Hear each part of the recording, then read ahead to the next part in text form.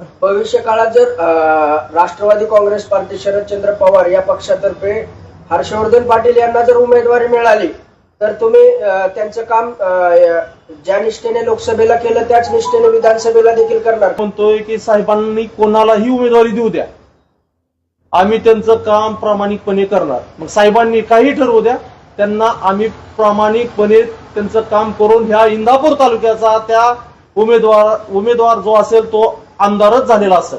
आणि तो बी कारण व्हायचं ह्याच्या मागचं कारण एक आहे की मागील 10 वर्षापासून आपण इंदापूरची अशी परिस्थिती बघतोय की इंदापूर तालुक्यात सगळं काय चाललंय तुम्हाला सांगण्याची गरज नाही. जाईल तिथं काल एक आम्ही बातमी बसली, खिळेच ठोकलेत त्या फरशीला. हे काय म्हणलं, तुम्ही 20-20 कोटीचं 19-19 कोटीची काम करता, जर आज 1-2 वर्षात जर त्या तिथल्या फरशा निघत असतील, रस्ते उकडत असतील, हे काय चाललंय? यासाठी इंदापूर भविष्य काळात जर